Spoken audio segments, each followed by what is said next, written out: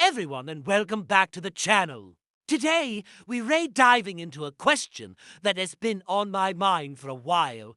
What if Franklin Clinton, the guy who went from repossessing cars to pulling off the biggest heists in Los Santos history, decided to build his own city? I'm not talking about a small neighborhood. I'm talking a full-blown metropolis for 500,000 people. What would Clinton City actually look like? Let's start with the big picture. Franklin isn't just a street-smart hustler anymore.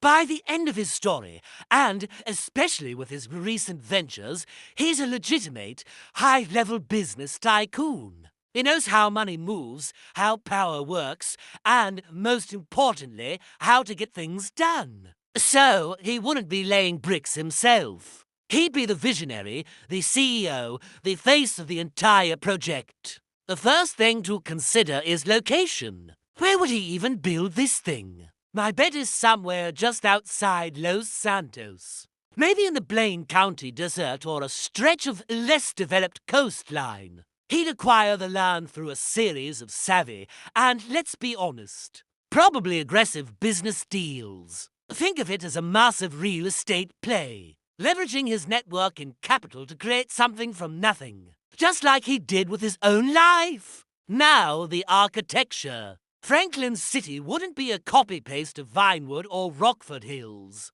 It would be a reflection of him. I imagine a blend of sleek, modern high-rises, the kind you'd see housing F. Clinton and Associates' new global headquarters mixed with genuinely community-focused spaces. He remembers his roots in Strawberry. He knows what it's like to live in a neighborhood that's been forgotten. So, Clinton City would have state-of-the-art public parks, basketball courts that are actually maintained, and community centers that offer real opportunities, not just empty promises. This would be a city designed for people to thrive, not just survive. The skyline would be all about ambition and success. But the streets would be about community and connection. And what about the economy? What would 500,000 people actually asterisk in Clinton City? This is where Franklin's genius really shines. He's not just building houses. He's building an ecosystem. First up, the automotive industry. It's in his blood. Clinton City would be the world capital of custom cars. We're talking massive, high-tech garages, a world-renowned auto-tuning academy, and a racetrack that would make the Los Santos car meet look like a parking lot. It would attract the best mechanics, designers, and drivers from all over the world. But he's a diversified businessman now. He'd bring in the entertainment industry he knows so well from his work with Drive.dre.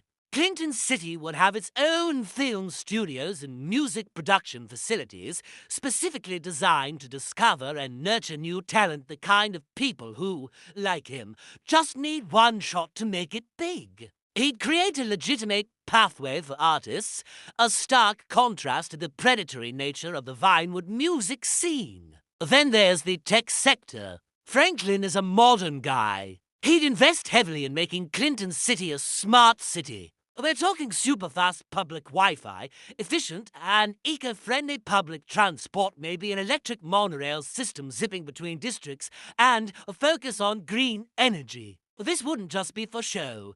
It would attract tech startups and innovators, creating high-paying jobs and making the city a hub for the future. Let's talk about daily life. How would it feel to live there? Franklin values loyalty and family above all else. So, I see a city that's incredibly safe, but not through an oppressive police presence. He'd fund his security from the private sector, using his own highly trained, professional security firms. Think of them as more like community guardians than traditional cops. They'd be locals, invested in protecting their own neighborhoods. It's a system built on trust and respect, not fear. The housing would be diverse. Yes, there would be multi-million-dollar penthouses for the city's elite, overlooking the entire metropolis. But a huge part of the project would be dedicated to high-quality, affordable housing. Franklin would never forget what it was like growing up. He'd ensure that teachers, mechanics, and young families could afford to live well in his city. These wouldn't be rundown projects, but beautifully designed apartment complexes with shared amenities, close to schools and parks. And the culture. Franklin's story is the ultimate started from the bottom narrative. Clinton City would celebrate that. There would be street art festivals, local music showcases, and food markets featuring entrepreneurs from all backgrounds. The city's official motto might as well be hustle with heart. It would be a place where your ambition is your greatest asset, but your connection to the community is what sustains you. Of course, not everything would be perfect. A city built by Franklin Clinton would inevitably have its critics. The old money of Los Santos would probably look down on it, calling it new money or gaudy. There would be political rivals trying to undermine him at every turn. And let's be real, a city this ambitious would attract its fair share of shady characters, people looking to exploit the system. But that's where Franklin's unique skill set comes in. He knows how to handle trouble. He's not afraid to get his hands dirty to protect what he's built. He'd have a small, trusted inner circle probably featuring a very well-paid Lamar Davis as the head of community relations to deal with problems quietly and effectively. They face down private armies and government agents. A few corrupt city officials or gang wannabes wouldn't stand a chance. Imagine the landmarks. The Chop Memorial Dog Park, a massive, beautiful green space dedicated to his best friend.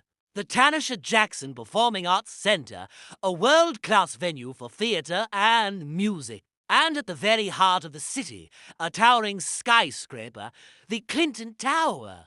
With his agency on the top floors and a public observation deck offering panoramic views of the dream he made a reality. From up there, you could see it all. The evidence that a kid from the hood could build an empire not just for himself, but for 500,000 other people. In the end, Clinton City would be more than just a place on a map. It would be a monument to Franklin's journey, a city that balances extreme wealth and ambition with genuine community spirit and opportunity for all. It proves that you can reach the highest heights of success without forgetting where you came from. It's a city built in his image, sleek, ambitious, a little rough around the edges, but with a whole lot of heart. What do you guys think? What other features would Franklin include in his city? Let me know your ideas down in the comments. I'd love to hear them. Thanks so much for watching today. If you enjoyed this little thought experiment, make sure to hit that like button. And if you haven't already, subscribe and turn on notifications so you don't miss our next video. We'll see you in the next one.